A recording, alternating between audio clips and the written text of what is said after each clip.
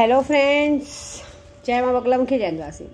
आप सभी को नए साल की बहुत बहुत बहुत सारी बधाइयाँ। भगवान करे आपकी ज़िंदगी में हर पल खुशियाँ आए, कभी कोई दिक्कत परेशानी नहीं आए, आने वाली मुसीबत दूर से ही आपको नमस्ते करके चली जाए। और ये मेरी तरफ से दुआ है कि कोई भी, कहते हैं ना, मेरे दुश्मन हो चाहे मेरे दोस्त हो, आज सबके लिए यही दुआ है कि आपका आने वाला 2023 का साल बहुत बहुत अच्छा जाए, सबके सारे कर्जे ख़त्म हो जाए, जिसका घर नहीं उसे घर मिल जाए, जिसके पास बहुत कहते हैं ना कोई भी परेशानी वो दूर चली जाए, सारी बीमारी चली जाए। और दूसरी बात, इस 2023 में भले सब कह रहे लॉकडाउन लॉकडाउन लॉकडाउन तो बिल्कुल ना आए, क्योंकि कल रात को भी हमने बहुत पूजा की है कि बारिश आ जाए और लॉकडाउन जैसा कुछ ना हो। भले बोल रहे हैं लेकिन ऐसा कुछ ना हो, क्योंकि बहुत मुश्किल से बच्चों की पढ़ाई शुरू हुई थी। तो मैं तो सरकार से यही निवेदन करूंगी कि आप थोड़ा सा डिस्टेंस भले बनाइए अगर आपको कोई डर लग रहा है, लेकिन बच्चों की पढ़ाई के साथ मत खिलवाड़ कीजिएगा, क्योंकि जून से बच्चे पढ़ते आ रहे हैं। 2 महीने की पढ़ाई बाकी, 2 महीने के बाद भले ना आप वो करो, लेकिन बिल्कुल भी ऐसा बच्चों के साथ ना करें। थोड़ा सा डिस्टेंस बना के रखें। हाँ, अगर कोई बीमार है तो उसको ना करें, लेकिन फिर से ऑनलाइन मत करें, क्योंकि स्कूल वाले तो फीस अपनी ले रहे हैं। वो लोग लॉकडाउन नहीं मानते। स्कूल लॉकडाउन जैसे टाइम पे स्कूल बंद होने के बाद भी लोगों ने फीस ली है, ऐसी बात है। स्कूल के लोग नहीं समझते, नहीं सुनते, बच्चों पे प्रेशर डालते हैं, बच्चों के माँ बाप पे प्रेशर डालते हैं। इसके लिए हम आपसे निवेदन करें कि आप बच्चों के साथ ऐसा मत कीजिए। दूसरी बात, साल की शुरुआत बहुत अच्छी है। 5 तारीख को हमारी मांडरची काड़ूबाई का जत्रा शुरू होगा, बहुत अच्छे से होगा। हम सब पूरी कोशिश कर रहे हैं कि बहुत धूमधाम से माँ का जत्रा हो और कोई विघ्न ना आए, ना विघ्न आने देंगे, ऐसी बात है। दूसरा, नए साल की शुरुआत में नई तरीके से ज़िंदगी करिए। और आज पहला दिन है। देखिए, आज बहुत सारे लोग मंदिर मस्जिद जाते हैं, लाइन लगाते, दर्शन करते हैं। ऐसे मत कीजिए। आज के दिन आप दर्शन कीजिए, लेकिन घर में भी भगवान है, आप भगवान के दर्शन कीजिए। और घर में सबसे बड़ा भगवान होता है हमारा परिवार। आज के दिन आप अपने परिवार के साथ टाइम स्पेंड कीजिए कि आने वाला पूरा साल हम अपने परिवार के साथ टाइम स्पेंड करें। खुश रहिए, दिल खुश होके अच्छा खाना बनाइए। शाम को 9 दीपक जलाइए, और हो सके तो एक नारियल, सीधा नारियल मतलब अब नारियल का मुख भगवान की तरफ होना चाहिए। ऐसा सीधा नारियल पे हल्दी कुंकू डाल के, गुलाल डाल के, शाम को 6 बजे के पहले, सूर्य अस्त होने के पहले नारियल फोड़िए कि हमारा आने वाला नया साल बहुत अच्छा जाए, ज़िंदगी में कभी कोई परेशानी नहीं। इतना कीजिए, आपके ज़िंदगी में ज़रूर फ़र्क पड़ेगा। ऐसा। दूसरी बात है, बहुत सारे लोगों का काम हमने किया है, सबकी खुशियाँ आने वाली। मेरे सारे ग्रुप वालों को तो मैंने कहा ना, 2023 में अगर लोग बंद भी हो गया तो भी किसी को कोई दुख परेशानी नहीं होगी, सबका साल बहुत बहुत अच्छा जाएगा, ऐसी बात है। दूसरा, सबसे पहले मैं मेरे को ऐसा लगता है कि मेरी वीडियो अब जा रही है सब जगह पे, जैसे बीएमसी हो गई, पुलिस स्टेशन हो गए, सब जगह मेरी वीडियो देखी जा रही है। इसके लिए तहे दिल से शुक्रिया कि आप मेरी वीडियो को देखते हैं और उस बातों पर एक्शन लेते हैं। क्योंकि अभी जस्ट हमारे बोरीवली बीएमसी के, मतलब हमारा कैसा, फेसबुक पे हम सब जुड़े हैं बीएमसी के 24 न्यूज़ से, तो बताया गया है कि ड्रग्स के मामलों को लेके बहुत सख्ती पेश की जा रही है। पुलिस वालों को भी सख्ती दी गई है कि पान की टपरी हो या ऐसी सब जगहों पे जहाँ पे ड्रग्स का मामला किया जा रहा है, नई पीढ़ियों को नुकसान हो रहा है, उसके लिए सख्त कार्रवाई ली जाए। इसके लिए मैं तहे दिल से सबका बहुत बहुत शुक्रिया करती हूँ। और मैं चाहती हूँ कि सही में आप एक्शन लीजिए, क्योंकि आज की तारीख में क्या हो गया मालूम है, पान की टपरी बोलो, ज़्यादातर ये काम पान की टपरी पे होता है। ऐसे हमारी गोराई में भी बहुत जगह मालूम है मुझे, लेकिन मैं क्यों वो सब करूँ भाई। मैं चाहती हूँ कि जो जिसका काम वही करे। लेकिन इस सब बातों से छोटे बच्चों पे असर किया जा रहा है, बड़ों पे असर किया जा रहा है। ये सारा काम ज़्यादा करके बुजुर्गों से करवाया जाता है, भिखारियों से करवाया जाता है। आप यकीन नहीं मानेंगे, रोड पे चल रहे भिखारी के हाथ में ये चीज़ें दी जाती हैं, फिर रोड पे चलते बुजुर्गों को, क्योंकि सब जानते हैं बुजुर्गों पे कोई शक नहीं करेगा। स्कूल के बच्चों को स्कूल के बैग में, कंपोस्ट बॉक्स में, टिफिन बॉक्स के जरिए काम कराया जा रहा है। आज की तारीख में ये सिर्फ ड्रग्स का मामला नहीं, बहुत सारे मामले ऐसे बच्चे, बुजुर्ग और भिखारियों के जरिए किया जा रहा है। तो ये मैं चाहती हूँ कि आप इस पर स्ट्रिक्टली मामला लें। सच में मैं आपको सच बोलूँ ना, एक बात से मैं बहुत खुश हूँ। मैं सच बोलूँ ना, जिस वक्त मुझे नशे में डाला गया था, आरिफ शेख जैसे लोगों से मैं बहुत परेशान थी कि कानून तो बिल्कुल साथ नहीं दे रहा है, कानून तो बस मतलब कोई फायदा ही नहीं है। क्योंकि ये जो ड्रग्स का मामला भी आ गया है, हमारी बीएमसी आगे बढ़ी, लेकिन कुछ नहीं होगा, पकड़ेंगे और उसके बाद हफ्ता लेके छोड़ देंगे। क्योंकि हमने देखा है ना अभी बहुत सारी जगह, लेकिन हम क्यों बताएं, आप खुद ही ढूंढिए, क्योंकि मुझसे ज़्यादा तो उनको पता है कि कहाँ पे क्या चीज़ मिलती है, हमें तो इतना पता भी नहीं है।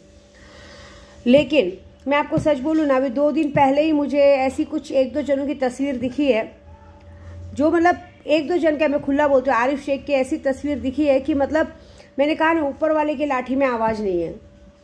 मतलब पूरा शरीर, कहते हैं ना नमक का काम हम जो कर रहे हैं, नमक का काम पहले महीने में होता था, अमावस्या पूर्णिमा को। अभी फ़िलहाल कुछ 1 महीने से मैंने ये काम मैं खुद कर रही हूँ। सुबह जब मैं अपने घर की बंदिश करती हूँ तभी भी ये काम मैंने दोनों टाइम शुरू किया है। ग्रुप वालों के भरोसे नहीं हूँ, जो मेरे साथ सीख रहे हैं मैं उन्हें अब सिखा रही हूँ। जिनको मेरी बात माननी हो मेरी बात मान के करते हैं, बाकी मैं किसी के ऊपर अब न कुछ कर रही हूँ न किसी के भरोसे। मैं खुद ये काम अपने हाथ में लेके काम कर रही हूँ। और नमक का काम इतनी गंदी तरीके से चालू है, और नमक का काम करके बाकायदा बाथरूम में फ्लश किया जाता है। सोचिए, बाथरूम के ज़रिए वो चीज़ें भेजी जा रही हैं। बाथरूम के ज़रिए नमक का काम इतना गंदा होता है कि आदमी के बदन को पूरा सड़ा देता है, गला देता है, ऐसी बात है। तो मैं आपको सच बोलूँ ना, ये जो काम मैंने अभी किया है ना, ये बहुत गंदा, मतलब अभी बताओ ना, हमें जो 2 दिन पहले ही तस्वीर आई उसकी मतलब वो आपने एक पिक्चर देखी ना, आई पिक्चर, उसमें कमल हसन का कैसा हाल है, बुरे से बुरा, इससे भी बुरा। मतलब जो इंसान हमेशा एटीट्यूड में रहता था, जिसने मुझे ऐसे उंगली करके इशारा किया था मेरे व्हाट्सएप पे, भाई बहन बोलता था, उसकी सच में वो जो दुर्दशा मैंने देखी है, दिल में कहते ना एक जैसे जख्म पे बर्फ़ का काम हुआ है, कसम से जख्म पे बर्फ़ का काम हुआ। इतनी गंदी उसकी हालत हुई है कि अगर कोई बाजू में से भी हमारे गुजर गया तो आदमी उसे भिखारी समझ के 2 रुपये दे के हटेगा। फिर भी मैंने देखा है कुछ लोग उसका साथ नहीं छोड़ रहे, कहते ना ये दोस्ती हम नहीं छोड़ेंगे, भले उसके साथ मर जाएंगे, मिट जाएंगे, उसके जैसे नमक के जैसे गल जाएंगे, लेकिन ये दोस्ती हम नहीं छोड़ेंगे तो कोई बात नहीं।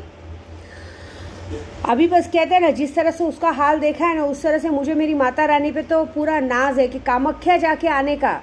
और मेरी मांडरची काड़ूबाई ने जो कमाल किया है, वाह। मतलब अगर उसका ये हाल है तो बाकियों का क्या हाल होगा, क्योंकि और भी 3-4 जन लोग हैं जिनको मैं जानती हूँ। मैं आपको सच बोलूँ, बीच में मैं हाजिदा पे भड़क गई थी कि हम लोग काम कर रहे, तुम लोग क्या काम कर रहे हो, तुम लोग क्या कर क्या रहे हो।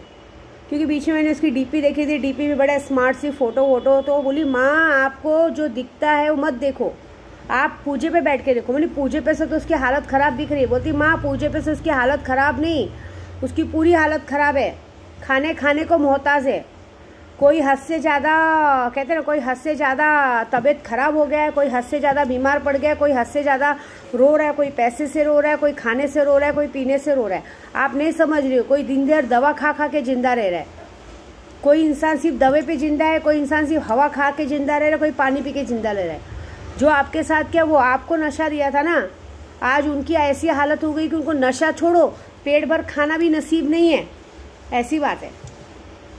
कानून ने साथ नहीं दिया तो क्या हुआ, भगवान तो साथ दे रहा है ना, ऊपर वाले की लाठी में आवाज़ नहीं। आज इस इंसान की ऐसी हालत देख के ऐसा तो पता चल गया है कि अब उसको मारने की ज़रूरत नहीं, एक फूंक मारने से ही आदमी मर जाएगा। मतलब अब मरे तब मरे, ऐसा हाल हो गया। देखो, हम मारण क्रिया करते ज़रूर है, लेकिन जीते जी मार दिया एक बार तो वो ऊपर चला जाएगा, वो उसकी सज़ा नहीं है। तिल तिल के मारना उसकी सज़ा है। जब वो इंसान तिल तिल के मरेगा ना, उस बात को अफसोस करेगा, अपना सर पीटेगा, मैंने कहाँ पे माथा पट्टी लिया। मैं चाहूँ तो फोटो डाल सकती हूँ, लेकिन नहीं डालनी। लेकिन इस बात से मैं बहुत खुश हूँ, मुझे इस बात से पूरा विश्वास हो गया कि जब इसका ये हाल है तो बाकियों का तो बहुत बुरा हाल होगा। मतलब बाकियों का तो देखने लायक होगा, मतलब वो नज़ारा देखने लायक होगा कि क्या बात है ऐसी बात है। कोई नहीं, जैसे देखो, जो जैसा करेगा वैसा भरेगा। हम कोई नहीं होते सज़ा देने वाले, ऊपर वाले की लाठी में आवाज़ नहीं है। लेकिन एक बात है, मैं दूसरों की जैसी ईमानदार नहीं हूँ बाबा, मैं तो हूँ। मेरे से अगर कोई पंगा लेता है, मुझे अगर कोई उल्टा बोलता है, और मुझे कोई मेरे को देखो 2 बातें बिल्कुल पसंद नहीं।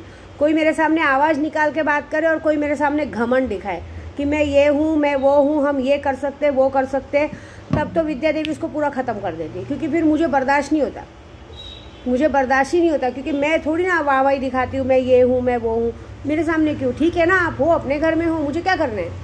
मैं थोड़ी आपके घर में आ रही हूँ राशन पानी खाना खाने या आपका वो करने। आप होंगे अपने घर में, कहते ना VIP की औलाद, हमें क्या करना है। मैं अपने में ज़िंदा रहती हूँ, मैं अपने खाने पीने में रहती हूँ, मैं अपने पूजा पाठ में रहती हूँ, मैं कभी किसी को घमंड नहीं दिखाती। लेकिन इसलिए बोल रही हूँ कि ये जो हुआ है, ये नज़ारा बड़ा देखने लायक है, ऐसी बात है। कोई नहीं, अभी तो करनियों की सज़ा मिलनी शुरू हुई है, अभी तो मज़ा तो देखो। मैंने बहुत बार देखा है, मेरे घर के सामने से लोग गुजरते हैं, मैं ना क्या बोलूँ, मेरे घर के सामने से गुजरते, सुबह में 9 बजे बैठी रहती हूँ, रिक्शे से जाते हैं, देखते हुए जाते हैं। मैं ये सोचती हूँ कि घर के सामने से क्यों जाते हो, दम है तो सामने चल के जाओ। देखो रोड है, रास्ता है, मैं किसी को रोक नहीं सकती चल के जाने से, लेकिन काला कांडी करने से पहले ये सोच लेना कि गलती से अगर मेरे आजू बाजू कहीं से कभी कभी वीडियो कैचअप हो गई तो मतलब नहीं। लेकिन अब मुझे टेंशन नहीं है, मैं अपने तरीके से सबको बराबर करना चाहती हूँ। बिंदास मेरे घर के सामने से जाओ, जो करना है करो। सज़ा मिलनी शुरू हो गई है, माता रानी की लाठी में आवाज़ नहीं है बस। बाकी सबको नए साल की बहुत बहुत मुबारक। कुछ लोग सड़ के मरो, कुछ लोग गल के मरो और कुछ लोग खुशी खुशी मरो, लेकिन अच्छे से रहो। ये बात ज़रूर है कि अगर ज़िंदगी में आगे बढ़ना है, मैं सीधा बोल रही हूँ घमंड से, मैं अपने काड़ू भाई के नाम से बोलती हूँ, ज़िंदगी में आगे बढ़ना है, अपने आप कहते ना कोई मुसीबत अपने सर नहीं लानी है तो विद्या देवी से 500 कोस दूर रहना है। क्योंकि मैं उसमें की हूँ कि अगर आप मेरे सामने इतना बोलोगे ना, मैं वो बात को अगर इतनी सी भी दिमाग में ले ली ना, तो फिर मैं जब तक उस इंसान को रोड का भिखारी ना बना दूँ तब तक मैं नहीं छोड़ती। ये बात मेरी पक्की याद कर लेना। मेरे सामने तो घमंड बिल्कुल दिखाना नहीं बस। जय माता दी।